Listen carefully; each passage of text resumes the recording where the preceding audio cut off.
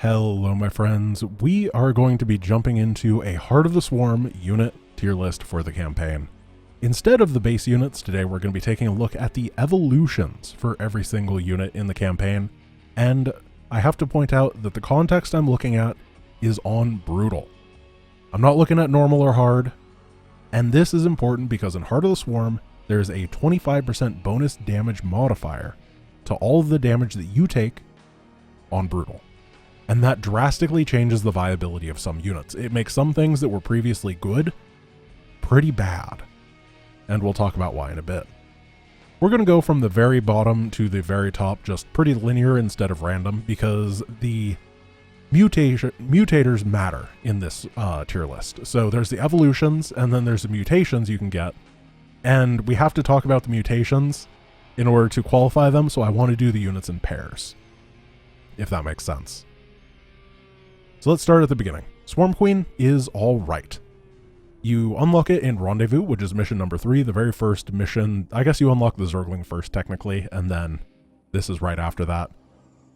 The thing about the Swarm Queen is that creep spread is okay in Heart of the Swarm. One of the big problems is that the enemy very often sends detection with their attack waves, and that means that they clear your creep every single time, which is a pain in the butt. Being able to drop more tumors is very nice, but at the same time, a lot of people just don't really bother with creep spread, and it is fairly successful without it. The campaign is kind of designed that you don't have to have it. The other ability it has is Rapid Transfusion, the heal over time. It's insanely good in the early stages of the campaign. The first couple planets you go to, Rapid Transfusion is amazing. But the Queen is expensive, it doesn't do very good damage, and as you get further and further into the campaign, it becomes less and less useful. I'm going to put the Queen in B tier, because I think that it serves its role very well. It is a little bit of a healer, it is just kind of a bulwark in your army in the early stages of the campaign, and by the time it's fallen off, you have so many other things unlocked that I think you're fine. It does its job, and it does it well. In fact, it does it better than like anything else does at the beginning. Unit number 2 is going to be the Raptor Zergling. Raptor Zergling is a very firm A tier. It is so good. One of the reasons is because it scales very well with one of the mutations. So there's 3 mutations for the Zergling. The first is 50% movement speed. The second is 50% attack speed. And the third is plus 10 HP. Now, for the Zergling, the base unit, and for the Swarmling, which we'll talk about in a second, you almost always want to grab the movement speed upgrade. You need it to be able to actually engage in the fight, to get to your opponent before your Swarmlings are dead. The Raptor has that jump ability, and the jump is so powerful because it closes the gap without requiring you to have movement speed, and that allows you to take the 50% attack speed instead. The reason that is so good is that the Raptor does 2 bonus damage. That's just one of its abilities, passive plus 2 damage. This combos so well with that 50% attack speed, and then Carrion on top of it can put Wild Mutation on, at which point the Raptor Zerglings are insanely bulky, very reliably connecting with the target, unlike a lot of other Zerglings, and when they connect, they shred. They do so much more damage than any other Zergling type.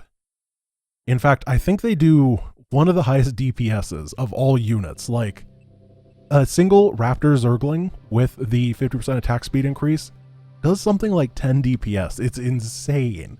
It's so high. And for that reason, it's great. You can dump your minerals into this unit, you can put your gas into whatever fancy tech thing you want, and you almost always have a great composition. It fits with everything. The Swarmling, on the other hand, is a bit of a problem. It has 2 different abilities. The first is that it morphs basically instantly. I think it's a 2-second build time. That's pretty nice. It allows you to deal with unexpected attacks somewhat easier. The problem is on Brutal. Just Zerglings is not a great way to defend attacks on Brutal. Infantry, tanks, Hellbats, anything Protoss, Banelings, they will all melt through these. In theory, they'd be better against Zerg stuff, but there's no late game Zerg versus Zerg in Heart of the Swarm. It's almost all Terran, with a couple Protoss. which means that the matchups are just pretty poor for it. The ability to spawn in 3s is not nearly as good as it sounds because you actually still have to pay the supply for it. It costs 1.5 supply instead of 1 supply to make a set of Swarmlings. So the first one you buy, I believe, takes up 2 supply, and then the next one you buy takes up 1 more, so you'd have a total of 3 supply for 2 units.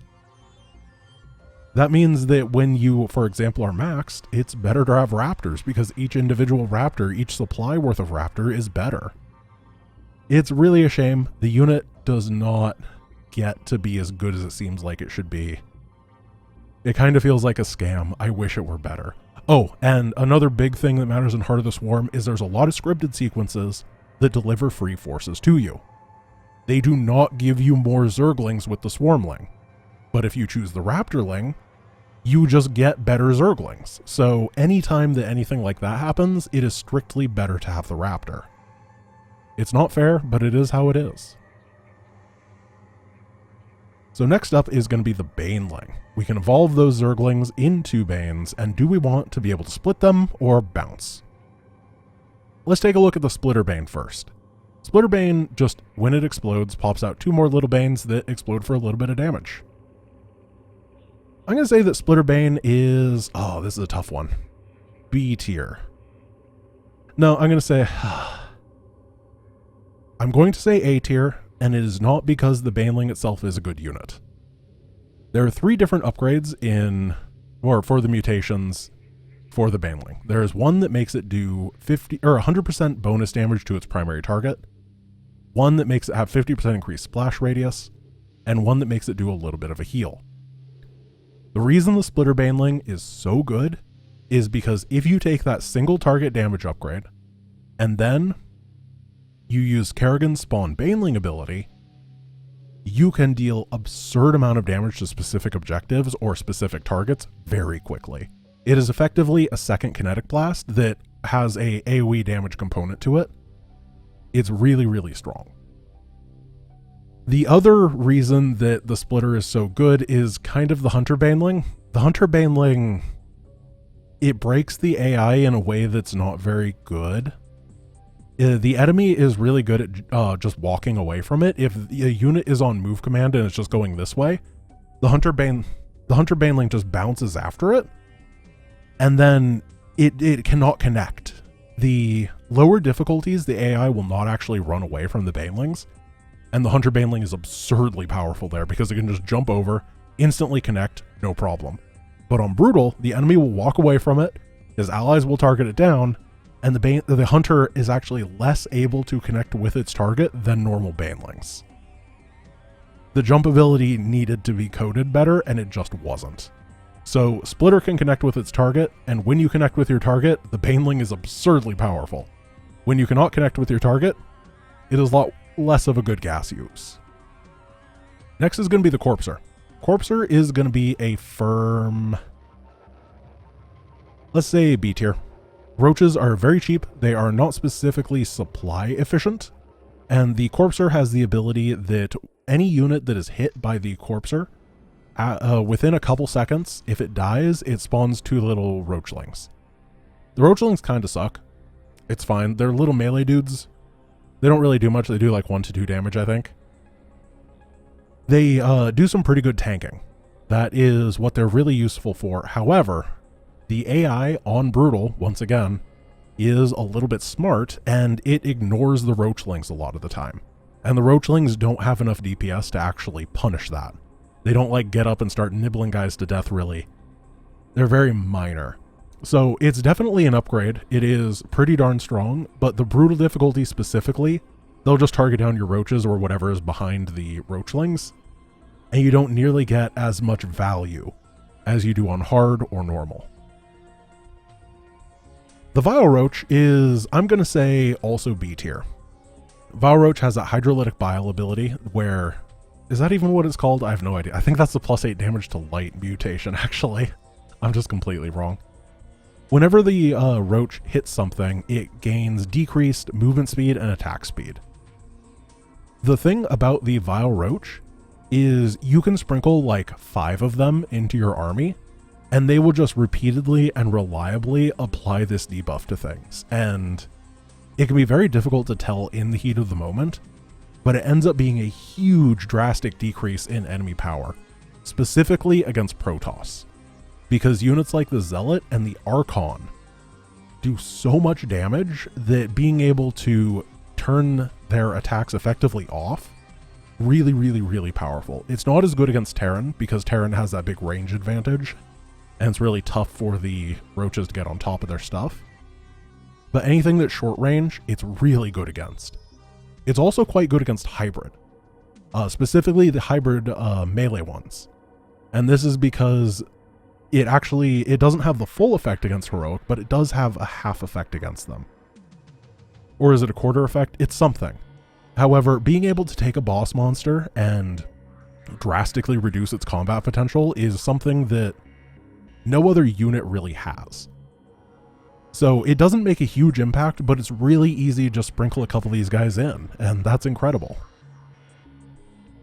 Next we are going to look at the Hydra. Hydra's C tier. Kind of sucks. It's really not that good. It has 80 HP, which is very, very low. You can get a mutation that I believe increases it by 20 up to 100. However, it is still very, very squishy, and it tends to just die to random area of effect attacks. Its damage output is pretty solid. However, it is quite expensive for what you get. Unfortunately, neither of its evolutions actually increases the power of the Hydra, so those don't apply right here. We'll talk about them later. The upgrades, the other two that you can get, Frenzy is actually pretty darn good.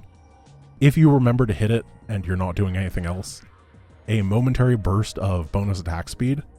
Very powerful. However, the squishiness times the expense of the Hydra is really what keeps me down on it.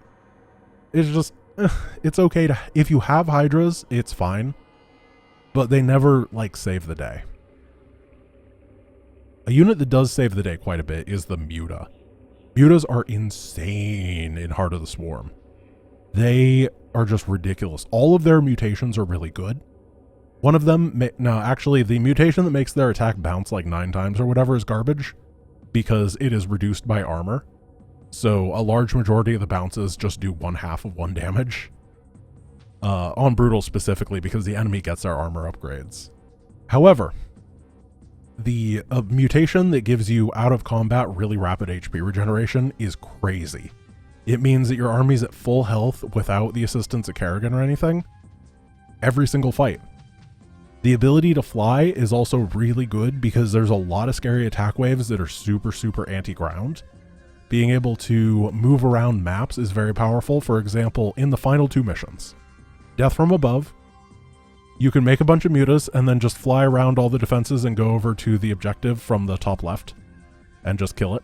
And then in the Reckoning, there is, if you look at the map, there is Stukov's Infested, come on down from the top left. If you fly your mutas up there and skim it around the top, you can just snipe the final objective with them. The ability to fly is so incredibly powerful in a very massable and mobile unit that it can also contest things and fight. I think the Muta is great. Its only weakness is that it's fragile. And if they take a couple Thor volleys or something, sorry, your life kind of sucks now. What unit should we go with next? Generally, the next one that you unlock is the Aberration. I'm going to say the Aberration is a very, very solid B. This might be very surprising to a lot of people, but Mr. Slappy is actually really good. He requires a layer and an evolution chamber, which is nice. Not requiring a specific tech structure is really good for just reactive play. You need something now and your layer finished or whatever, and you can build them. You don't need to get your Hydra Den or whatever. You don't need to get the Spire. They have long build times. You probably have evolution chambers, and the Aberration is just good at fighting. It's got a lot of HP, it does a lot of damage, and it's not very expensive. The biggest problem with the unit is actually the fact that it can walk over stuff. This is because one of the main power points that the enemy has in Heart of the Swarm is their AoE. And they tend to make AoE even stronger because they stack all your stuff on top of each other. However, I think that the Aberration in the mid stages of the campaign, even into the later stages until you get the Ultralisk, is just really good. I'd probably never make one after I get the Ultralisk though, because the Ultra does the same thing, but it's better. What do you get after that? The Swarm Host. The Swarm Host is going to be... I don't remember what this one is called. Is it called the Carrion? I think this is called the Carrion Swarm Host. This is the one that pops out the little flying dudes. The little flying dudes swoop... No, they don't swoop down. They just use their little attack. And they swoop... Well, I guess they do swoop right down into D tier. This thing sucks. It's like really, really bad. The Swarm Host, I actually just genuinely think is awful in Heart of the Swarm. This one is really vulnerable to anti-air AoE because the Locusts stack up and they have less HP than standard Locust, which is really annoying. The Swarm Host also doesn't start with the burrow ability. Like, you have to use one of your mutations to get it, and that means that it is unable to hit air if you pick that. You either can pick the hit air and ground upgrade, or you can choose to be burrowed, and you kind of need both, because if you pick the ability to hit air, then they're just going to walk over with a big army, hit an AoE strike against your guys, and then kill all your Swarm Hosts. And if you hit the ability to be burrowed, then a Banshee's going to come over with a Science Vessel and kill them all. It's a very frustrating unit to use. And I actually feel the same way about these guys. These are the Creeper Swarm Hosts that have the ability to teleport to anywhere that has creep. The ability is not useful. I've really tried. I've really tried to find positions that you could, like, teleport onto creep for and do some crazy thing. It's not good.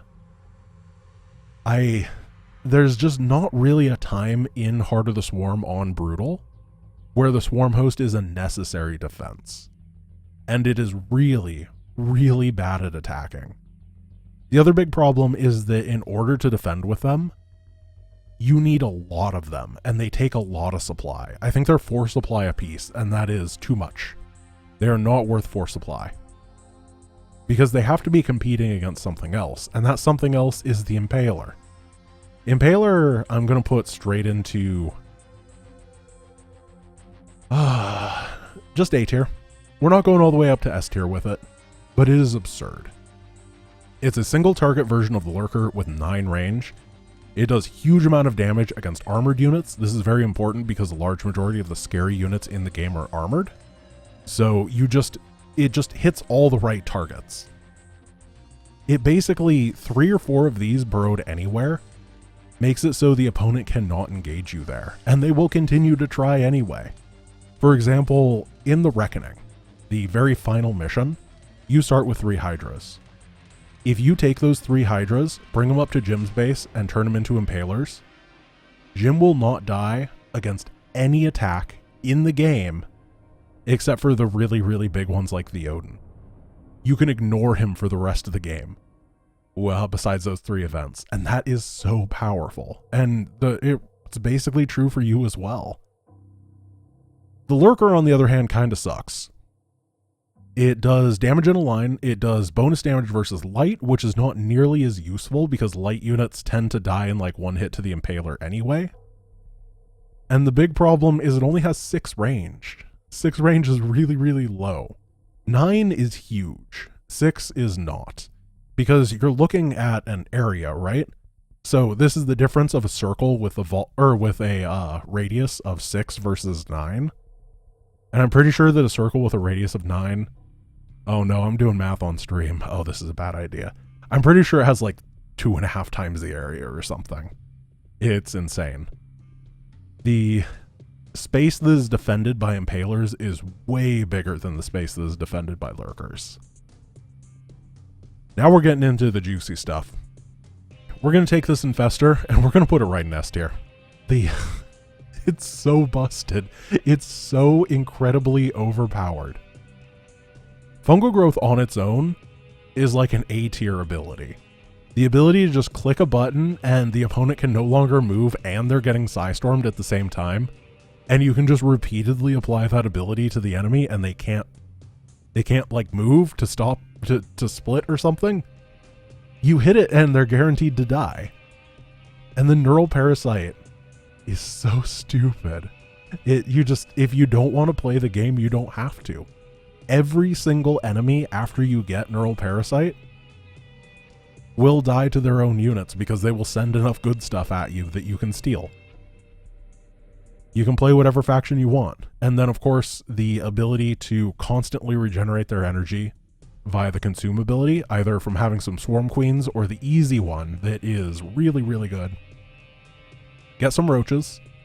Use Tunneling Claws, because that is one of the mutators. They can move while burrowed, and they gain extra health regeneration while burrowed.